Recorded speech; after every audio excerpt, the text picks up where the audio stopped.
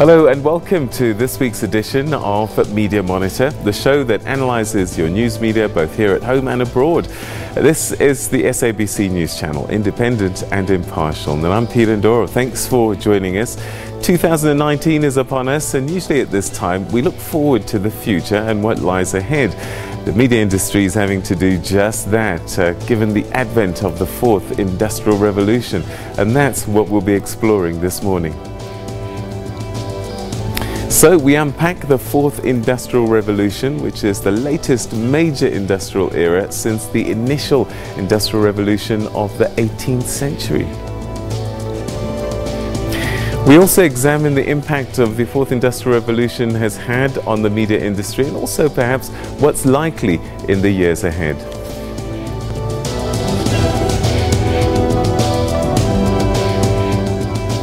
So, Industrial Revolution 4.0 is the buzzword in many forums. The revolution is widely predicted to bring with it a disruption and displacement, including job losses caused by automation and artificial intelligence. This is a fundamental issue of concern to all developing countries, especially those with growing populations, such as South Africa. Around the world, we see a decline in newspaper circulations. There's also no way that South African media industry can avoid it or escape it, and we've seen a number of publications already disappear, one already in this past week, and we'll talk about that.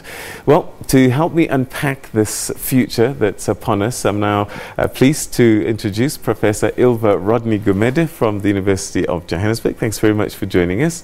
And we also have a media analyst, Melo Magolejo. Thank you very much for joining us. Welcome to you both. Thank you. Thank you. All right, so fourth industrial revolution 4.0, I mean, we're already seeing it happen. The way that we consume information now, I heard a statistic the other day that 90% of all the data in the world has been created in the last 2 years. So that means we just changed things. We perhaps haven't realized it. So let's bring it home to the industry that we're in as media and journalists. What does the fourth industrial revolution mean for us? Just your first thoughts. Let's start with you, Ilva. Now, I think there are lots of challenges, but I think there are equal opportunities in this space. I think for the media industry, what we are afraid of, and we've spoken about this before, probably the rise and proliferation of fake news, for example, which has been triggered then through some technological platforms that have sort of arisen through on the backbone of the fourth industrial revolution as well. But there, as I say, those are some of the challenges. Job losses was mentioned in the insert here, for example. The opportunities, I think, are equal, and I think that we have an opportunity to shape this space if we think carefully about it. Go back to real, good journalism, real good storytelling, for example. So some of those just overall, things that we can think about. We can talk about them in some more depth as well. All right, and your initial thoughts, Melo? So for me, an interesting aspect of this industrial revolution is that we speak of it, but then a lot of us don't really have a tangible grasp of what it is and what it portends for the future, even what like the definition of the fourth industrial revolution is. So for me, my point of entry into this thing is to contrast it with the previous industrial revolution, right? Because currently the way we talk about automation, we talk about artificial intelligence, talk about digitization, internet, and so on. But for me, those things are just tools, right? Tools that are going to facilitate this thing that are hopefully flesh out, right? So if you look back in the previous industrial revolution, it's the same as describing it as being about assembly lines, being about the production of goods and so on, right?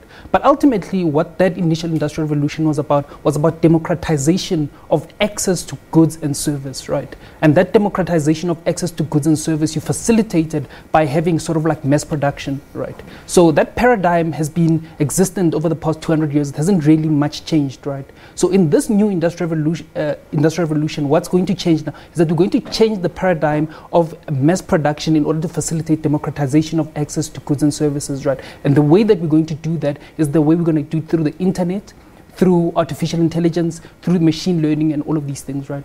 So to make a bit more concrete what I'm saying, right, I can give an example, for example, with multi-choice, right?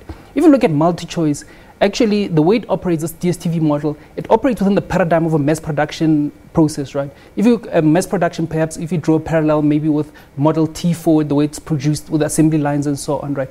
Say DSTV is the same thing. We produce the thing in bulk and we stream everything, the same thing to everybody, right? So what is the Industrial Revolution saying within that context, right? The Industrial Revolution says, you know what, we want to have personalized services, goods, want to have ad hoc personalized services, and want to have them on demand, right? Which is not what DSTV is doing at the moment, right? Because a first order approximation to that is that this Explorer smart box thing where you can record programs, rewind, replay at your leisure and whatever, right? But that's actually not what people want, right? People want to be able to choose the programs they want when they want to watch them and have them be able to do that on ad hoc and so on. That's fascinating. I mean, I remember back in the day we used to put in our VHS recorders and record programs if we weren't there because otherwise we'd miss it. And now, as you're saying, is we don't want to be stuck on our schedule. We want them to give us what we want when we want it. How has that changed the way we consume news? Because before, the family gathered around the television at 8 o'clock and we watched at that time, and we had what we called prime time viewing. I don't know that there is such a thing anymore. I mean, actually, in huge parts of our society, and particularly on the continent, radio is still very big. And it used to be the radio that gathered people. I think, you know, one need to take a step back and look at it. And I think that, you know, I think you're alluding to the fact that actually, you know, when we talk about an industrial revolution, there are certain things that brings to mind. I think that we also need to factor in that actually these revolutions have also been more than just the, you know, the emphasis on industrial is actually wrong, particularly with regards to the fourth industrial revolution. It's a misnomer in a sense because it actually entails so much more. And we're moving away from the industrial society in so many ways into the information society, the data society, with that, which actually the third industrial revolution sort of talks to the digital revolution, but now we're taking that so much further. And I think what's interesting then with the fourth industrial revolution is the idea of artificial intelligence. And I think that's also what makes people quite fearful, you know. So it's not only machinery that's going to change and assembly lines that you talked about, it's actually how we interact with technology. And it's almost like, you know, the questions are being asked, are humans going to be obsolete? Are we all going to be obsolete in this new world? Eh? So some of those questions are the ones that people are asking and are fearful about. But coming back then to the media industry, as you say, I think that there's the, you know, opportunities where audience then are demanding something. You know, we want it, and we want it now, we want it 24/7, we want to be able to access it and actually, you know, have something that we're in control of. Hey? However, there also the risk of people being left behind. And I think that that's the problem. And we haven't solved the problems of access, for example. So access to all of this new technology is going to be our biggest challenge, I think. So we, you know, there are opportunities, but if we can couple that up, if there's I called it the other day, a tipping point, where actually, you know what, access meets, you know, these other requirements about how we use, you know, technology. Maybe there's a, you know, some kind of tipping point where actually, you know what, we can all partake in this revolution. But I mean, I think access, we're moving quite quickly now, isn't it? I mean, it's almost like this kind of geometric progression where fiber optics is being laid, the cables are being laid, and the number of phones that people have in South Africa on average is quite high, so that maybe the screens are going to be smartphones, and that the penetration of smartphones is going to be the game changer. But you know, I keep thinking it's not what we do that's changing, it's how we do it, isn't it? Because before we told stories orally, then somebody wrote it down with a quill, you know, and dipped into ink. And then somebody told the same story with a typeset. And then somebody told the same story with a typewriter. And then somebody told the same story. And artificial intelligence, we've got autocorrect. Wasn't that the first artificial intelligence? So that we have adapted to the technology. And I wonder if that's really all that's happening. No, absolutely. I mean, I'd pick up on a point that the professor here raised earlier about changing from sort of like an industrial society that produces commodities to an information one, right? But ultimately, if you look at it on a macro scale, the information now is the commodity, right? Your Facebooks and your Googles are so powerful and so wealthy because information has become that commodity through which they manipulate, right? So for me, the thing that you're raising, Peter, is very important about the phones, right? Because ultimately, part of the print debate that we're having about newspaper circulations declining is about people not buying newspapers anymore. But then ultimately, the thing that I think we've lost in the debate is what was the function of newspapers, right? There's two critical functions that newspapers served. Newspapers served as a site for curation of news, right? And then the second function that they served that was very critical, it was a distribution platform, right?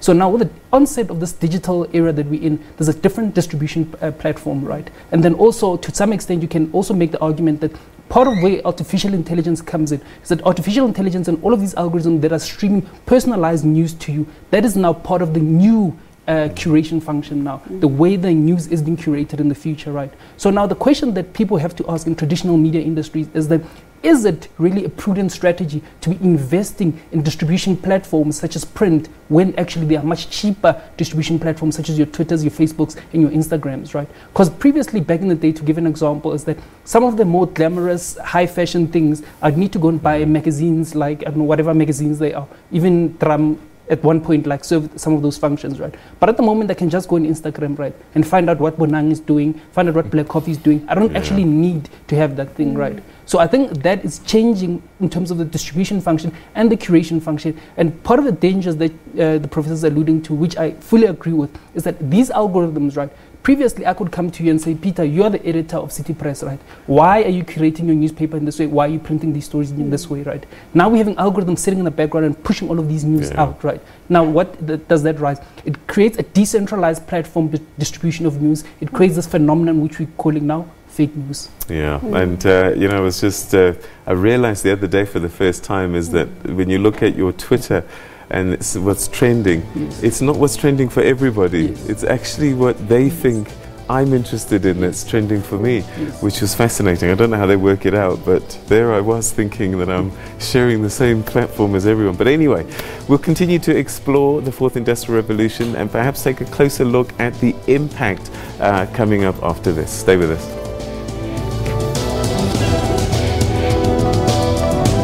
This is a space for every woman in South Africa. I want to speak to the women who cannot walk a kilometer in this country without looking over their shoulders, without being groped or harassed. I was not born like this.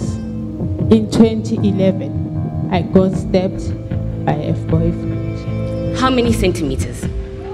How many centimeters long is the political will to end the scourge of violence against women, against children?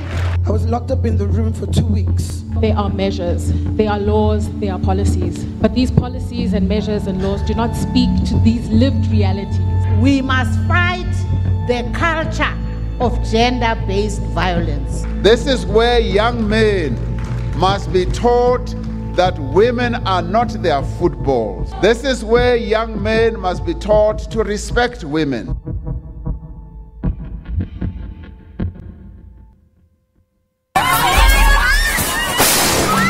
Buildings, submerged homes and devastated families. Biggest earthquake in here. Their homes and buildings moved like boats. Big shake, and I ran as fast as I can. These are the satellite images depicting the area before the disaster. The ground is like a wave. I've never seen anything like this in my life. It is unbelievable. You can actually smell the stench of dead bodies around. The National Hurricane Center said earlier on Tuesday that Michael was a Category 1 storm with sustained winds of up to 150 kilometers per hour. Residents were implored to get out of harm's way ahead of life-threatening waves, winds and rains. Flash flooding over the weekend caused 13 deaths in Central America after Michael formed off the coast of northern Honduras.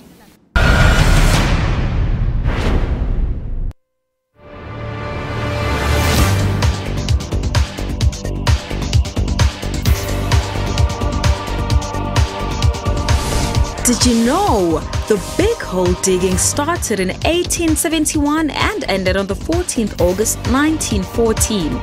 The hole produced 2,722 kgs of diamonds. However, one diamond as huge as 490 carat of stone found in the open prior 1868 gave them the interest to dig. Extracted from 22.5 million tons of soil. Today, the hole sits at a breathtaking 214 meters deep. Kimberley Big Hole attracts tourists from all over the world, taking a vintage tram past the city, then cycling around the Big Hole.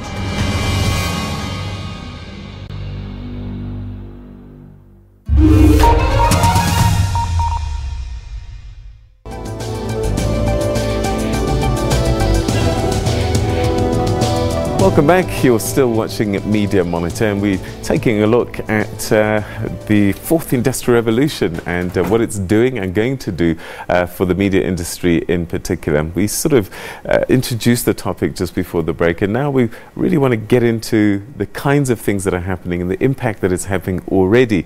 And one good example is what you're about to see now. So the first thing is I'm going to show you my colleague reading the news, and this is kind of the television you're used to. Let's take a look at Leanne doing what she does best. Our top story this morning, former President Jacob Zuma will know today whether he will have to personally pay for costs related to his fraud, corruption, money laundering and racketeering case or not. The High Court in Pretoria will hand down judgment on the DA and EFF's application to have the agreement authorising state funding for Zuma's defence in criminal cases set aside. The DA and the EFF have asked the court for a declaratory order that it was illegal to pay Zuma's legal fees. All right, so that's what you're used to. This is what you see on your televisions every single day. Well, Prof, just before the break said perhaps humans might be replaced. Well, there's an experiment that's playing out already, and now I introduce a virtual colleague reading the news, and this is what the future might look like. Hello, everyone. I'm an English artificial intelligence anchor. This is my very first day in Xinhua's agency. The development of the media industry calls for continuous innovation and deep integration with the international advanced technologies. I will work tirelessly to keep you informed as texts will be typed into my system, uninterrupted. I look forward to bringing you the brand new news experiences. As an AI news anchor under development, I know there is a lot for me to improve. All right, so there you have it. I'm not feeling too threatened at the moment, but it could get better. So this is where we're going, isn't it? I mean, and I suppose, you know, it's like where we automate things that happen overnight, where you can't have people sitting in a thing taking your parking ticket, and this is the extension of that. Mm-hmm. What are your thoughts about this as the future? Let's start with you, man. So for me, this speaks exactly to the theme that through the lens through which I wish to understand the fourth industrial revolution, right, is that personalized, ad hoc and on-demand services, right? So once you start to moving towards that world, then the question becomes, why can't I have my own personalized news anchor reading news to me? I already have my own data stream on Twitter, right? Why can't I have that, right? Why do we all have to listen to the same news reader? And for me, that speaks precisely to that thing where artificial intelligence is going to enable this personalization and customization of news platforms, right? So it's not necessarily about replacing people, but it's about how are you going to effect this personalization of news, right? In a similar way, maybe if I can make a tangential example, right? In terms of clothes, right? Part of the way we consume clothes now is that we go to Woolworths, Edgar's, wherever, and the standard size is cut for everybody, right?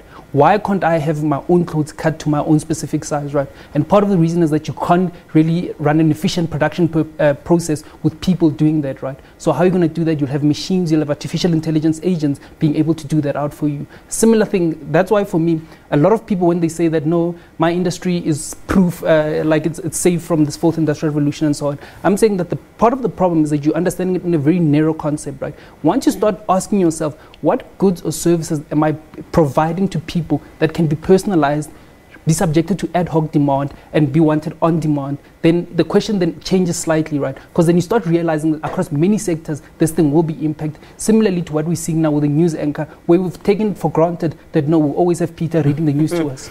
So it is quite scary for me, but Prof. Yeah, no, you know, to a certain extent, yes. So the on demand, of course, but we mustn't forget that we are actually predisposed. There's a human nature that we want to interact.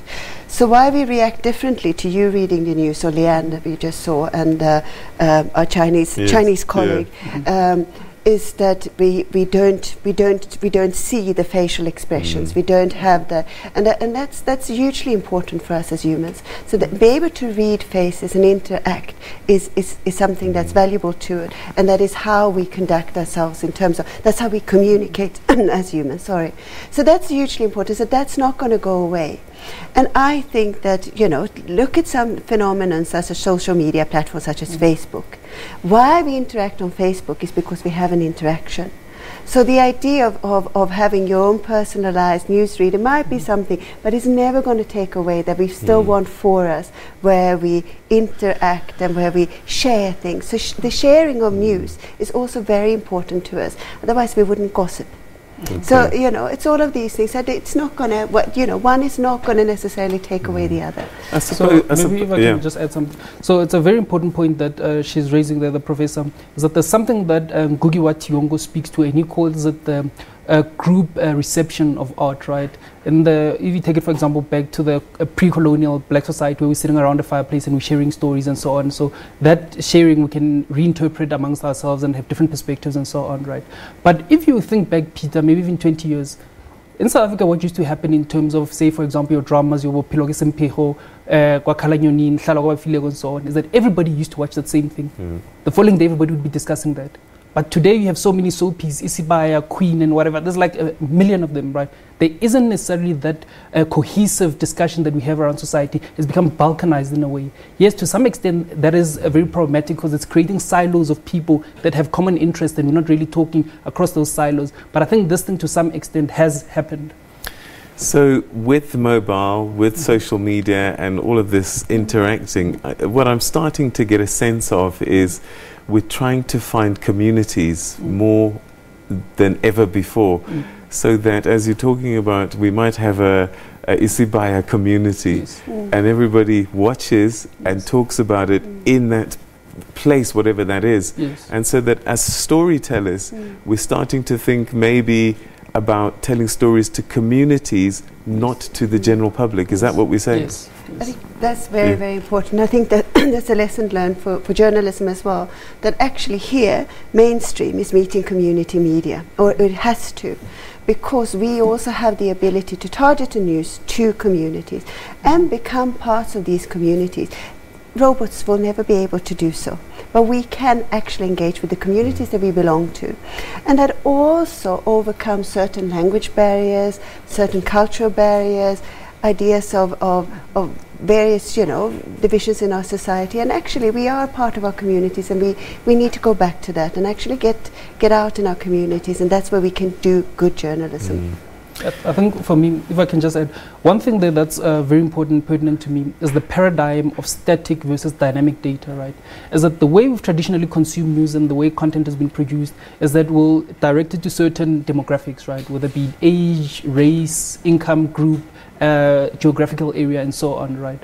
But then part of what this internet revolution, all of this data that all of these Facebooks and Googles have, is that you have much more refined and much more granular data, right? So as you're correctly pointing out, I think you can be able to target your content specifically to a smaller group of people and be able to design a business model that is actually much more sustainable across these micro targeting services. So what it means for me as a journalist then is that in the future, the idea that I could do a story on an environment this week, and then next week I'm assigned onto a financial story, the following week I'm assigned to a legal story, that's going to disappear, because you have to become specialized in that area of news for that particular community. Isn't that what that means for us as journalists, that we're going to become specialists, all of us? I mean, I think that specialized in the sense that, yes, to reading certain, you know, stories that are valuable for that particular community, as you say, but that might entail actually a lot of things. So financial news aren't necessarily just financial news anymore. They're coupled up to the bigger microeconomic and political economy landscape. You know, there are so many things that we need to think through. So in a sense, yes, specialists, that we need to know what we're doing, how we're doing it, but I think it's much more of understanding where do these stories land in this particular community and what does it mean for a particular group of people or a particular community. And I think that's fantastic, and I think that's really good journalism. That's what journalism should be. So here's another one for you. You're looking at the journalist level, right? We can take it one step higher and look at the media house level, right?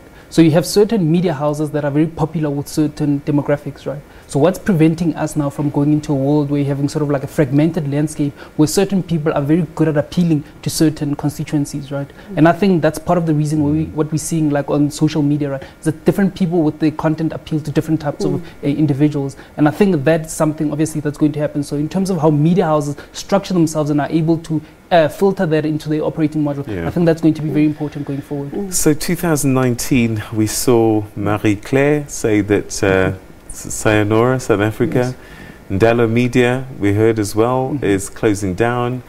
So that's Destiny Magazine and other publications. So what are we likely to see 2019, 2020? What's going to be our media landscape looking like going forward? It's difficult to say, and I think what we need to consider is this idea. Firstly, going back a little bit to what we just discussed, we need to understand that we can't talk about the public anymore. We need to talk about publics, and there are many publics, and sometimes they overlap. So I think that's one thing. And if we understand that, we can also, you know, look at the media landscape and see what we need and see what we have. I do think, and I hope that we will see sort of investment of rethinking the news mediascape. And I think that why outlets such as Marie-Claire collapsed, for example, or didn't make it in our context, is because there is enough competition online. And actually people who know the market much better and the audience much better. So I think that's one thing. But then coming back to the news mediascape, I think that if we're going to combat fake news, we need to find outlets that actually focuses on credible news, where we can really say, and as the audience, put our trust in, and say that this is a news source. And coming up into 2019 and elections, we need that. We are, you know, that's going to be hugely important for us as a society. All right, and then perhaps final word for you, Mena? No, absolutely. I mean, like, I think the whole trust issue, right? I mean, of the many functions that I think news agencies have served, is sort of being that intermediary that you can trust, right? It's just that over time we've taken it for granted that they've had sort of a monopoly on distribution, they have a monopoly on content. So with the rise of social media platforms, we see that they actually don't have a monopoly on content, no distribution, right? So it comes back to the basic thing of trust now, right? Because part of the problem that we have in the social media is that who can we trust, right? And it's often those people that are allied to traditional media establishments and so on. So I think that's going to be very important. In terms of your example that you talked about in terms of Marie-Claire and so on, for me, I think what you're seeing basically with the proliferation of a lot of these magazines, I mean, if you think back maybe 20 years, we didn't have as many magazines or publications, right? But then, and over the past 20 years, you've had an explosion, right? For me, it speaks precisely to this DSTV model, right? Where you had a few channels, then as an approximation to this individualized, personalized thing, you have an explosion of channels, right? But the problem is that then the business model becomes untenable now because you need to curate all of these publications and have staff manning it all the time, right? So instead, what you have is that you can have algorithms which are actually much cheaper to maintain and actually much more scalable, that they can curate content for you and push it out. So I think the publications or the agencies that are going to be able to survive going forward are those that are going to be able to take on technology. And I think NASPERS has actually shown the way. And actually, if you look at the financial results in terms of Media 24, like you can see that the profits, I mean, are flagging, I mean, they're incurring losses there. But where they're making a lot of money is all of this digital stuff. All right, so we're going to have to leave it there, but thanks very much. So always been a pleasure talking to you, and I wish you both the best for 2019 and lots of conversations in the year ahead. Thank you so much. Thank you for coming. All right, we're going to take a quick break, and then after that we're going to explore how ready is the public broadcaster for the fourth industrial revolution, especially given that we've entered this digital news era.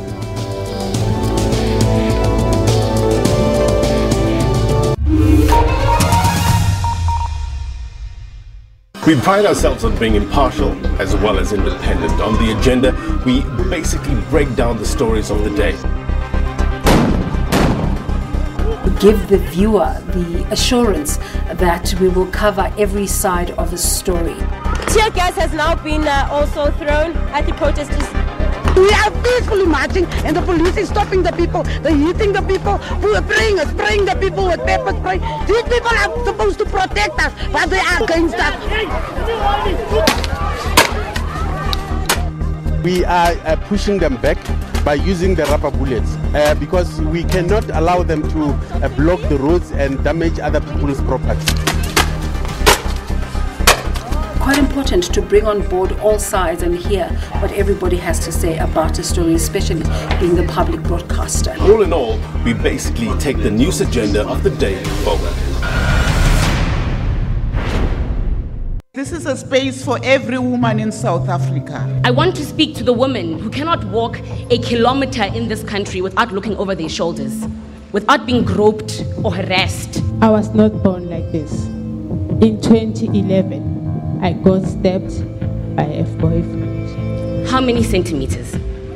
How many centimeters long is the political will to end the scourge of violence against women, against children? I was locked up in the room for 2 weeks. There are measures, there are laws, there are policies. But these policies and measures and laws do not speak to these lived realities. We must fight the culture of gender-based violence. This is where young men must be taught that women are not their footballs. This is where young men must be taught to respect women.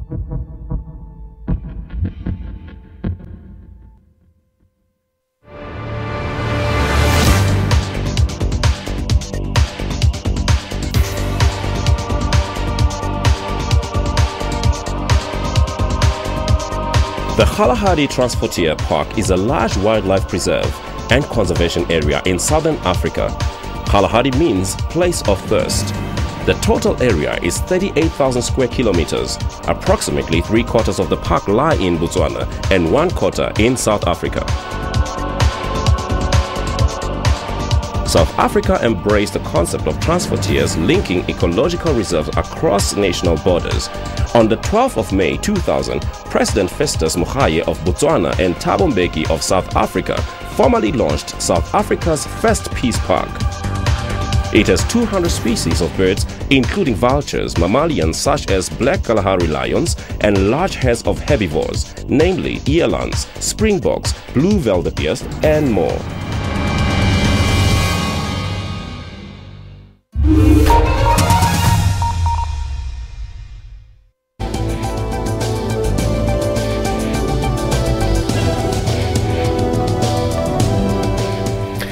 Welcome back. You're still watching Media Monitor, and we continue with our conversation about the fourth industrial revolution, and we ask, what plans does the public broadcaster, the SABC, particularly the digital news, have in place for the fourth industrial revolution? And to join me in conversation about that, I'm now joined by Isaac Mina, who's the SABC digital news editor. Thanks very much for joining us. Welcome to the program. Thank you.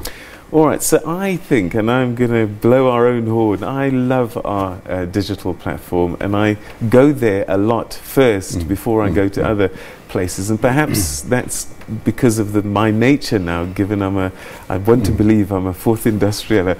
But I guess for some, the fourth industrial revolution has happened, and for others, it's still far away. Working on this platform, you have to try and get to as many people as possible. Some of them just aren't technologically enabled. Yeah. How do you deal with that? No, you're quite right. In fact, the International Telecoms Union just announced recently that this month, half of the global population is connected to the internet. In South Africa, it looks a little bit better. We're 60% connected to the internet. But that means that for many people, the fourth industrial revolution is far away. While especially our urban audiences, one could say, would enjoy similar benefits, Although with high data prices and so on, especially younger people, even in urban areas, if they can't get onto free Wi-Fi, they really struggle to get the full benefits of it. So as a SABC, we need to make sure that we try and cover all bases, right? So our traditional radio and TV services have really good reach. We reach about 28 million people on a regular basis. But over time, as has happened in the developed world, also in our country, you start to see a tapering off from the traditional services. So the challenge here is, how do we keep serving public news to audiences, whether they're on the traditional media or whether they're on the new media platforms? So the SABC needs to make sure that on our radio services, for instance, that we continue to provide full coverage, while we also try to take that coverage plus more and put it on as many online platforms as possible. And I'm just thinking out loud now, the storytelling itself, one gets a fear that perhaps those on the traditional platforms might be getting left behind, because the way stories are told in a digital environment is slightly different. Or is there a middle ground that you can tell the same story slightly differently, but it is the same story ultimately for the consumer? So you're quite right that one needs to think about how different consumers would consume the news. So while you would offer news in traditional formats, one would also think about one of the key words in the fourth industrial revolution, which is the socialization of news. Meaning, suddenly, news is not a one-way process. Suddenly, when you at a news event and you live tweet and people start interacting with you, you're now part of the news. And that is a mind shift that is necessary. It causes a mind shift in the newsrooms. Another example would be, so typically in the news workflow, there would be many checks and balances. So a reporter would gather the content, prepare it, editor or a news producer will check it, the editor will check it, and then it will go on air. But now you're right in the field, you're live tweeting in a story, and you're just doing it directly. Right. So there's different relationships also between editors and reporters. So the editor must make sure my reporter in the field, is my reporter able to provide independent, impartial coverage? And how do I brief the reporter? The editor also can't just look at news normally in the normal production process. They need to monitor what's happening in the field. They need to monitor all kinds of social media things. So it drastically changes the way news is produced. And also, our country is particularly young. There's more young people than people like us with grey hair. And so that this, once upon a time, we all sat behind the TV at 8 o'clock and watched the main news, and there was Gail Warden and Adrian Steed. Now you've got to engage with young people in their language, in the way that they like to consume things. And us old fogies are thinking, what's happened? Look, and I think there are two key things that you're referring to. One is the difference between the old appointment news, where what you put on TV, that will determine your schedule, right? The viewer schedule. Now it's different.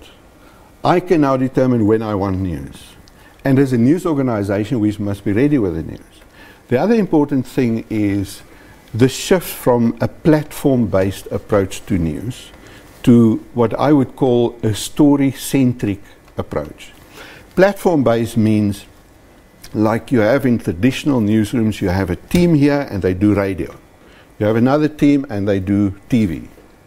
You have another team in certain newsrooms and they do print.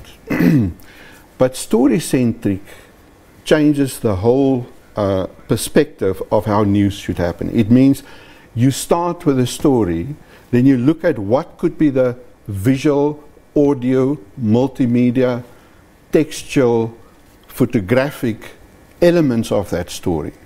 You go out and you now need a multimedia, multi-platform enabled journalist, right? To go out, collect all of those, also makes a distinction between what some would say fast news and slow news. Fast news, meaning getting out the story now in short, sharp snippets, which could be video, which could be tweets, which could be a quick live crossing from radio. And then the slow news, the context, the interpretation, the longer pieces, the background, the consequences, the reaction. So some news organizations have started to change their whole organizational structure to say, let's first deal with the fast news, and here's my team focusing on the fast news. While we're doing the fast news, my slow news team is also on the story, and they start looking at what do we do in the next hour or in the hours few beyond. Days. Yeah. It's fascinating. Yeah. I mean, again, also you with big data now, you have the ability to hyperlink things. So as I'm reading a story, and I see TRC, never heard of it before, because we've just doing a story about Alex Bahrain, and I can click on TRC and I can go back to, is that what this TRC was about? And this is a change, isn't it? Because you wouldn't be able to do it in the traditional way. It's a big change, Peter, and you know, with the so-called juniorization of newsroom staff, so me and you, we know what was a TRC, but the youngest in the newsroom do not know what to link to. If you talk about historic things, recent history, many of them were not born when the TRC happened. So it just puts such a bigger responsibility on editors to make sure that you guide and you make sure that you provide proper context and don't assume that especially your younger reporters know exactly what it was. But I want to pick up on the issue of interlinking and data journalism, right? So if we can look at the minimum wage app that we developed together with a civic tech organization. This is one of the interesting things of this new mindset within which we work. So there's much more linkages between newsrooms, civic tech, digital rights and digital equality type organizations. We have come up with a minimum app that we developed with Open Up, one of the civic tech, which illustrates what the new paradigm is. It's not just putting a story out there. It is actually getting the data and put it into an interactive app that you can then, you as a user, can then manipulate it and see on this app, for instance, you can see if the minimum wage is 3,500 and I have 3 dependents or 6 dependents, how many plates of food can I put on the table and still pay my accommodation and my transport and all of that stuff? So it's not just a few paragraphs of news, it is now a rich experience where somebody can go and interact with it, and the most important thing is so I can look at how the news or that information would affect me as an individual. Real life. And it gives much more value than the old paradigm of news. All right, it's like we've run out of time, but I know that during 2019 we'll have many more conversations, especially with this slightly big event called the elections on the way. Thanks so much indeed. That's our big focus. Thanks so much indeed for sharing your thoughts with us. Thank you. All right, we take another quick break, and coming up after, we're going to take a look at what kind of trends await the media industry in the wake of this 4th Industrial Revolution, or 4.0. More coming up.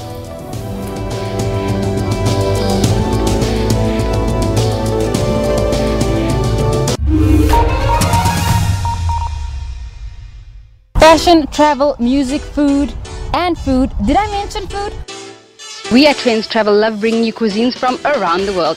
Forbes US have declared Gaborone the coolest city destination to visit in the world for 2018-2019. You know, as designers, we're always setting trends and also doing like high fashion. So it was quite nice to come and see the ready-to-wears every day.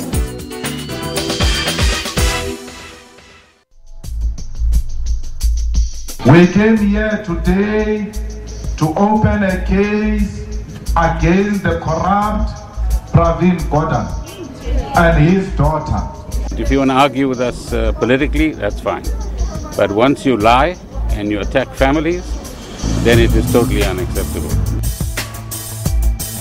We deserve this right as the indigenous people from Kolobeni.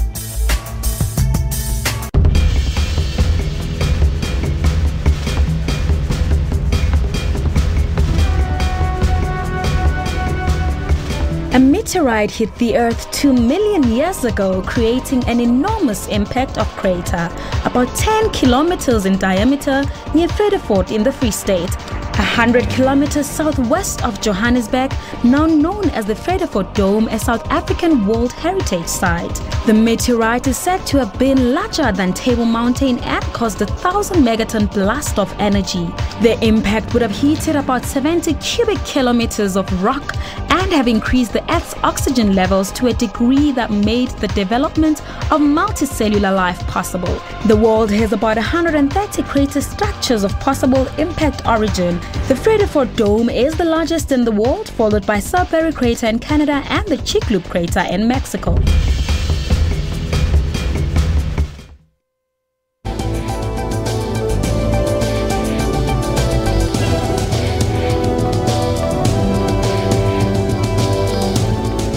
Welcome back. You're still watching Media Monitor, and we're going to start getting into the final bits of the program this week, and we're taking a look at what the trends are likely to be that we're looking forward to as the media, as this Industrial Revolution 4.0 is upon us. And Nelisa Ngolana is the Managing Director at PR Trends ZA and joins us now to tell us a little bit more about some of the upcoming trends in this space. Nelisa, thanks very much for joining us. Thanks for having me. All right. So I am quite excited. I mean, 2019 is upon us, and what I'm finding as I get older is that the future is happening much quicker than ever before. Yeah. I mean, I am very old school in some things. I remember when we had the digital watches and we thought those were amazing. And the next set of watches took a long time. So, but things are happening much faster now. Yes. So you as a trend watcher are anticipating the future as in every 2 weeks almost. Yes. So what are the big things that you see for 2019, even before we go to later? At the heart of obviously this fourth industrial revolution is automation.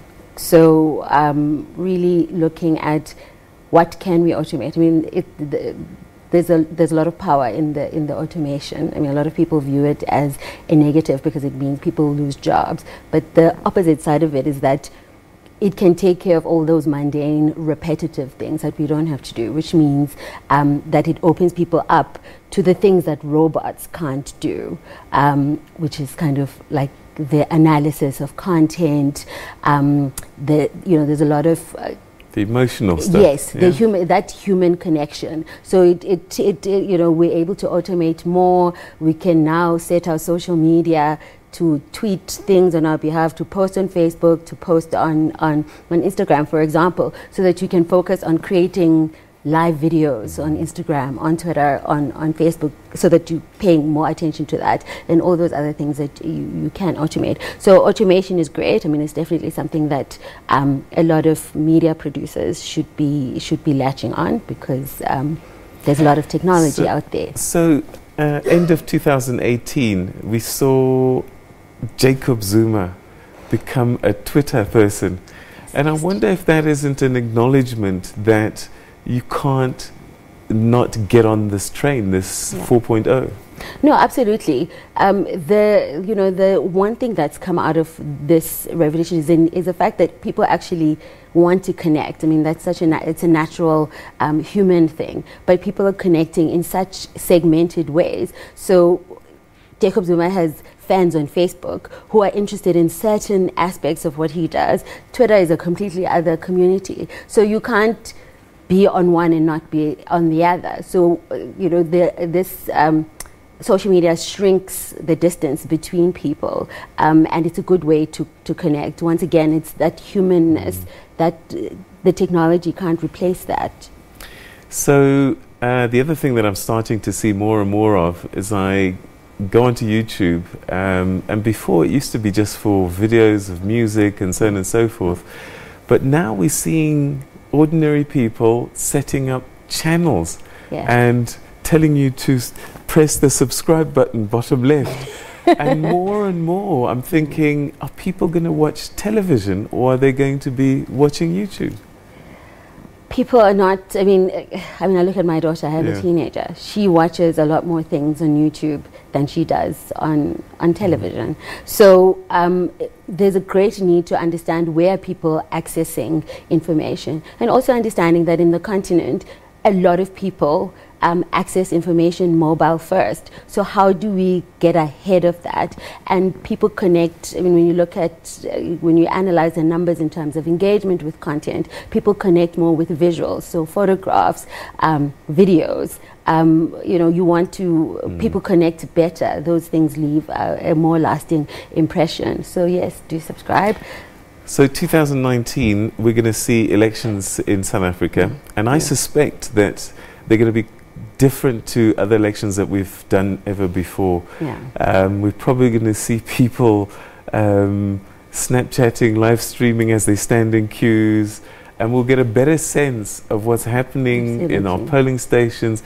Before, we had to hope that we had enough cameras to get to these places. But we're not there anymore, and it's going to be different this year, isn't it? This no, absolutely. And I think, you know, we as people have become de facto reporters ourselves. And I think it's a great thing, because, you know, newsrooms, media producers, and would never be able to be at every voting station everywhere. So we need to be prepared for how do we harness that content that's going to be coming through, and how do we get ourselves ready as well to verify some of that information, because as one of your earlier guests mentioned, we trust traditional media brands. So how do, you know, media content producers position themselves for that? I mean, it's beautiful that people will be out there taking charge of their own thing, putting content out there. It means we get to have lots of you know, we get a real sense of what the country is going to be feeling. We get a, you know, a palpable sense of what that vibe is, and there's no other, you know, more honest and upfront way than seeing that shaky video, those terrible pictures. Perhaps as a final question, what's the biggest trend that you see for the next 2-3 years? What is it that's going to be game-changing, do you think? Definitely cybersecurity, in my opinion, because traditional media, the great thing about it is that it has a very structured framework. It has regulation. There are codes of conduct. There are all those things that guide how you put out information, what you put out, as opposed to this world that has now opened up, where anyone can create, but not only just create, but also the theft of intellectual property, the safety of data. So I think a lot of you know, a lot of the reports that I've been looking at that look at how prepared is media for it. That's the one big space of that, you know, very threatening space that the media needs to look at. Definitely cybersecurity for me. But with it comes a lot of excitement as well. Lisa, thanks very much indeed for giving us a view perhaps of what the future might look like, and I'm very excited to embrace it. And that's where we're going to leave Media Monitor for this week. Thanks very much indeed for watching, and have a fabulous 2019, everybody. Bye-bye.